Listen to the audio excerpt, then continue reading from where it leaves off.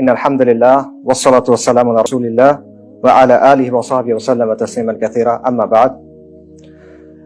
মুসলিম social activist network আয়োজিত বাংলাদেশে ইসলাম বিদ্বেষ কারণ ও স্বরূপ সন্ধান এই সেমিনারে আপনাদের সবাইকে স্বাগতম। অনুষ্ঠানের বিষয়বস্তু নিয়ে আমি সংক্ষেপে কিছু কথা আপনাদের সামনে তুলে ধরার চেষ্টা করব ইনশাআল্লাহ। ইসলাম বিদ্বেষ কি? এই প্রশ্নের অনেকগুলো উত্তর আছে। অনেকভাবে ইসলাম বিদ্বেষের সংজ্ঞা দেওয়া হয়েছে এবং এই সংজ্ঞাগুলো নিয়ে বেশ কিছু বিতর্কও আছে। তো সেই বিতর্কের ভিতরে না ঢুকে আমরা সিম্পলি যেটা বলতে পারি সেটা হলো ইসলাম বিদ্বেষ হলো ইসলাম এবং মুসলিমদের বিরুদ্ধে বিদ্বেষ, প্রেজুডিস এবং শত্রুতার মনোভাব। এছাড়া বিভিন্ন গবেষক এবং একাডেমিক তারা এরকম বলেছেন যে ইসলাম বিদ্বেষ হলো অ্যান্টাই মুসলিম এবং অ্যান্টাই ইসলাম রেসিজম, অর্থাৎ মুসলিম বিরোধী বা ইসলাম বিরোধী বর্ণবাদী যে মানসিকতা, বৈষম্যমূলক যে মানসিকতা, সেটাকে অনেকে ইসলাম বিদ্বেষ বলেছেন। ইসলাম বিদ্বেষ বিভিন্নভাবে প্রকাশ পেতে পারে, এটা ডিফারেন্ট অ্যাসপেক্টস আছে। যেমন ইসলামকে বর্বর, মধ্যযুগীয়, পশ্চাৎপদ কোনো কিছু একটা হিসেবে উপস্থাপন করা, সমাজ এবং বিশ্বের বিভিন্ন সমস্যার জন্য মুসলিম বা ইসলামকে দায়ী করা, এটা বাস্তব সমস্যা হতে পারে, কাল্পনিক সমস্যা হতে পারে। মুসলিমদের বহিরাগত বা অপর হিসেবে দেখানো, তোমরা বাঙালি না, তোমরা এই সংস্কৃতির প্রতিনিধিত্ব করো না, এই ধরনের রিপ্রেজেন্টেশন। বিশেষ করে রিলিজিয়াস মুসলিম যারা ধর্মপ্রাণ মুসলিম, তাদেরকে দেশের জন্য হুমকি, নিরাপত্তার জন্য হুমকি, উন্নয়নের জন্য হুমকি, এভাবে রিপ্রেজেন্ট করা, এভাবে প্রেজেন্ট করা এবং একটা আস ভার্সেস দেম, আমরা বনাম তারা, এরকম একটা ফ্রেম তৈরি করা যেখানে মুসলিমরা বা রিলিজিয়াস মুসলিমরা সবসময় দেম, তারা বাইরের, আউটসাইডার্স। সো এই ধরনের দৃষ্টিভঙ্গির ভিত্তিতে বা এই ধরনের বৈষম্যের ভিত্তিতে মুসলিমদের আসলে এক্সক্লুড করা হয়। এটা ইসলামোফোবিয়ার একটা ফাংশন বা ইসলাম বিদ্বেষের একটা অ্যাসপেক্ট বা বিভিন্ন অ্যাসপেক্ট এটা। তো এখানে একটা বিষয় স্পষ্ট করা দরকার, সেটা হলো কোনো মানুষ ব্যক্তিগত পর্যায়ে ইসলামের কোনো বিধানের সাথে একমত না, বা সে কোনো একটা বিষয়ে মনে করে যে ইসলামের বিধানটা এরকম না হওয়া উচিত, এটা হতেই পারে, এটাকে আমরা ইসলাম বিদ্বেষ বলছি না। ফর এক্সাম্পল, একজন অমুসলিম নিশ্চিতভাবে ইসলামের বিভিন্ন বিষয়ে দ্বিমত পোষণ করবে। সে যদি দ্বিমত পোষণ না করতো সে তো মুসলিমই হইতো, রাইট? সো ব্যক্তিগত পর্যায়ে সে দ্বিমত করছে, এটাকে আমরা আসলে ইসলাম বিদ্বেষ বলছি না। এবং আমাদের ইতিহাসেও আসলে অ্যাকচুয়ালি এরকম এক্সাম্পল আছে। আপনারা জানেন যে শত শত বছর ধরে ইসলামী শাসনের অধীনে খ্রিস্টানস, জিউস এবং অন্যান্য ধর্মের অনুসারীরা ছিলেন, এবং তারা কিন্তু তাদের থিওলজিক্যাল জায়গা থেকে, তাদের বিশ্বাসের জায়গা থেকে বিভিন্ন ধরনের আলোচনা করেছেন, একাডেমিক আলোচনা করেছেন, এবং তারা হয়তো বলেছেন যে আমরা মনে করি ইসলামের এই বিষয়টার চেয়ে আমাদের ধর্মের এই বিষয়টা বেটার, এরকম আলোচনা তারা করেছেন। এই আলোচনাগুলো কিন্তু ক্রিমিনালাইজ করা হয় নাই, রাদার উলামায়ে কেরাম এগুলোর জবাব দিয়েছেন, তারা রিফিউট করেছেন, বিতর্ক করেছেন, এটসেট্রা।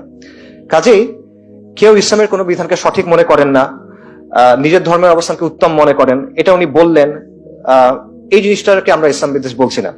যতক্ষণ পর্যন্ত ন্যূনতম শিষ্টাচার এবং একাডেমিক শিষ্টাচার বা সিভিল ডিসকাশনের জায়গা থেকে এটা হচ্ছে within limits, reasonable limits, we don't see a problem there, as long as শিষ্টাচার মেনটেন করা হচ্ছে এবং রাসূলুল্লাহ সাল্লাল্লাহু আলাইহি ওয়াসাল্লামকে ব্যক্তিগতভাবে আক্রমণ করা হচ্ছে না। সো কেউ মুসলিমদের সমালোচনা করতেই পারে, কেউ বলতেই পারে ইসলামের অবস্থানটাকে আমি সঠিক মনে করি না, এই কারণে দিস ইজ নট ইসলাম বিদ্বেষ। আমরা ইসলাম বিদ্বেষ কোনটাকে বলছি? যখন আপনি এটাকে বিদ্বেষের পর্যায়ে নিয়ে যাবেন, শত্রুতার পর্যায়ে নিয়ে যাবেন, প্রেজুডিসের পর্যায়ে নিয়ে যাবেন, এবং এটার সাথে ক্ষমতার একটা সম্পর্ক থাকবে, এটার ভিত্তিতে আপনি মুসলিমদের এক্সক্লুড করবেন বা তাদের সাথে বৈষম্য করবেন, তখন সেটাকে আমরা ইসলাম বিদ্বেষ বলতেছি। যখন আমরা দেখব যে এই দৃষ্টিভঙ্গিগুলোর কারণে, যেগুলো বললাম, সমাজে মুসলিমদের সাথে বৈষম্য করা হচ্ছে এবং সমাজ ও রাষ্ট্রে একদিকে ইসলামের এক্সপ্রেশনকে কন্ট্রোল করার চেষ্টা করা হচ্ছে, অন্যদিকে ইসলামের একটা মন মতো ভার্সন তৈরি করার চেষ্টা করা হচ্ছে, নিজস্ব একটা সংস্করণ তৈরি করার চেষ্টা করা হচ্ছে, তখন আমরা সেটাকে ইসলাম বিদ্বেষ বলতেছি। আমরা মনে করি বাংলাদেশের সমাজ এবং রাষ্ট্রে ইসলাম বিদ্বেষ আছে, এবং এটা কাঠামোগত ইসলাম বিদ্বেষ। কাঠামোগত বলতে আমরা বোঝাচ্ছি যে এটা শুধুমাত্র কিছু ব্যক্তি বা ব্যক্তি বিশেষের আচরণ, দৃষ্টিভঙ্গি, কথাবার্তার মধ্যে সীমাবদ্ধ না, বরং বাংলাদেশ রাষ্ট্রের বা সমাজের যে পলিসি, যে স্টেট আইডিওলজি, এখানকার আইনের প্রয়োগ, আইন প্রয়োগকারী সংস্থাগুলোর দৃষ্টিভঙ্গি, আমাদের গণমাধ্যমগুলোর দৃষ্টিভঙ্গি, আমাদের সাংস্কৃতিক অঙ্গনের অ্যাপ্রোচ, এরকম নানা দিকে ইসলাম বিদ্বেষী মনোভাব, মোটিভস, এগুলো এমবেডেড হয়ে আছে। এবং হিজাব, দাড়ি, টুপি, এরকম বিষয়গুলোতে আমরা যে বৈষম্যের ঘটনাগুলো দেখি বা ঘৃণামূলক ঘটনাগুলো দেখি, এটা আসলে এই কাঠামোগত ইসলাম বিদ্বেষের বহিঃপ্রকাশ, এগুলো বিচ্ছিন্ন কোনো ঘটনা না। একটা প্রশ্ন অনেকেই করেন, সেটা হলো বাংলাদেশ একটা মুসলিম মেজরিটি কান্ট্রি, এখানে 90% বা 85% মুসলিম। তো মুসলিম মেজরিটি কান্ট্রিতে আসলে কিভাবে ইসলাম বিদ্বেষ থাকে? ইসলাম বিদ্বেষ তো আমেরিকা, ইউরোপ বা ইন্ডিয়া, যেখানে মানুষ মুসলিমরা মাইনরিটি, সেখানে থাকবে। তো এখানে মূল বিষয়টা হলো যে এই ধরনের ডিসক্রিমিনেশন এবং এই ধরনের যে অ্যাটিটিউড গুলা, এগুলো শুধুমাত্র মেজরিটি মাইনরিটি বা সংখ্যাগুরু সংখ্যালঘু দিয়ে আসলে বিবেচনা করা যাবে না। এখানে ক্ষমতার একটা ব্যাপার আছে, যে ক্ষমতার কাঠামোর সাথে কার সম্পর্ক কিরকম, এটা এখানে একটা গুরুত্বপূর্ণ বিষয়, যেটা বোঝা দরকার। সো বাংলাদেশে যারা সক্রিয়ভাবে ইসলাম বিরোধী, ইসলামকে একেবারেই পছন্দ করে না, ইসলাম বিদ্বেষী, এরকম মানুষের সংখ্যা আসলে কম।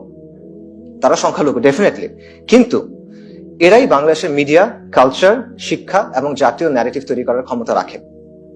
ঠিক আছে, সংখ্যালঘু বলতে বাই দ্য ওয়ে আমি অন্য কোনো ধর্মের অনুসারী বলতেছি না, আমি বলছি in terms of numbers they are minority. ঠিক আছে, আমি অন্য কোনো ধর্মের অনুসারীর কথা বলতেছি না, আমি সেকুলার এলিটদের কথা বলছি বেসিক্যালি।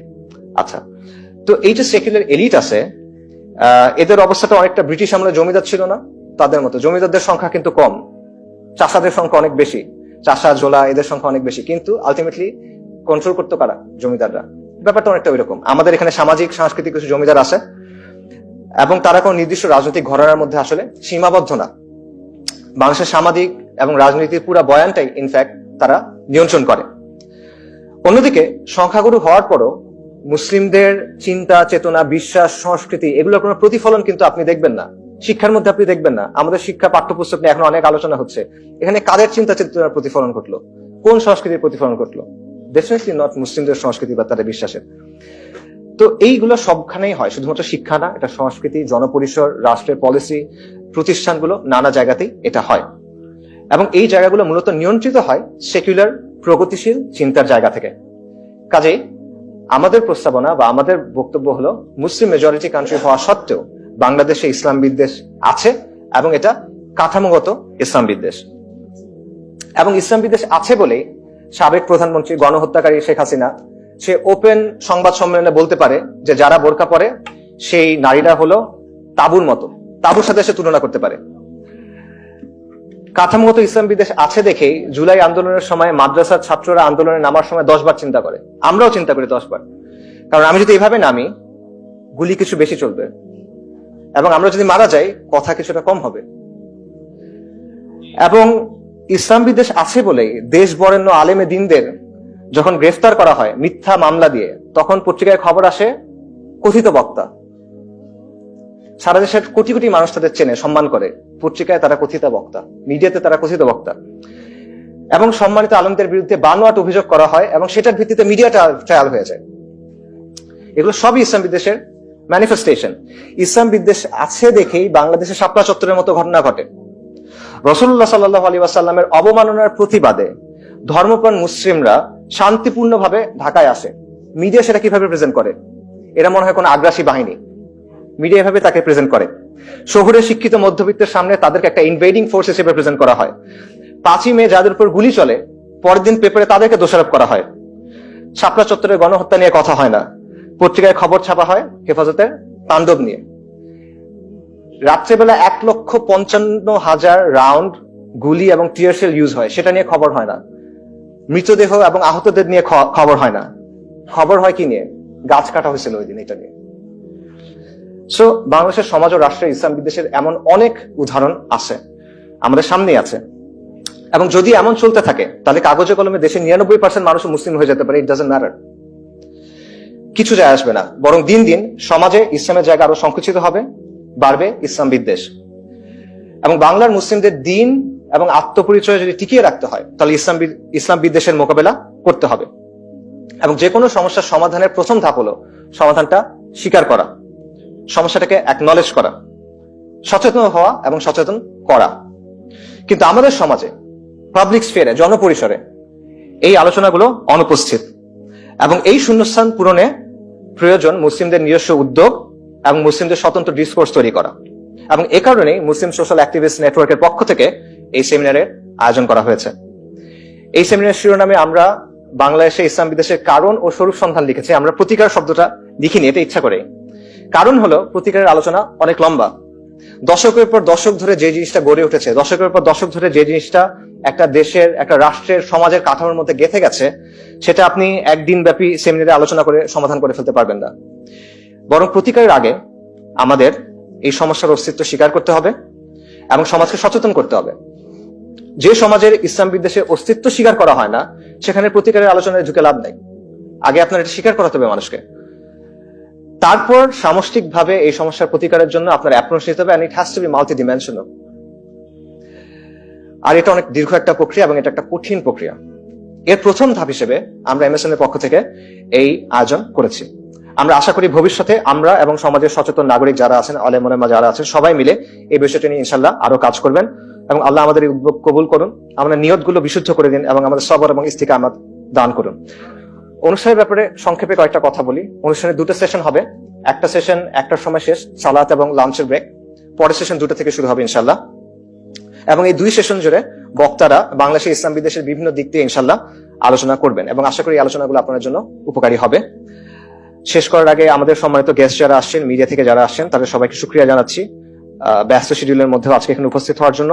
এবং বিশেষভাবে আমরা যারা ভলান্টিয়ার্স আছে, আমি তাদেরকে ধন্যবাদ জানাচ্ছি, কারা গত 2 দিন ধরে খাওয়া দাওয়া না করে, না ঘুমায় কাজকর্ম করতেছে। আপনারা সবাই তাদের জন্য খাস করে দোয়া করবেন ইনশাআল্লাহ। জাযাকুমুল্লাহু খাইরান। ইনশাআল্লাহ আমাদের আয়োজন আপনাদের ভালো লাগবে। আমি আমার বক্তব্য এখানে শেষ করছি। ইনশাআল্লাহ সন্ধ্যায় আবার কথা হবে আপনাদের সাথে। আসসালামু আলাইকুম ওয়া রাহমাতুল্লাহি ওয়া বারাকাতুহু।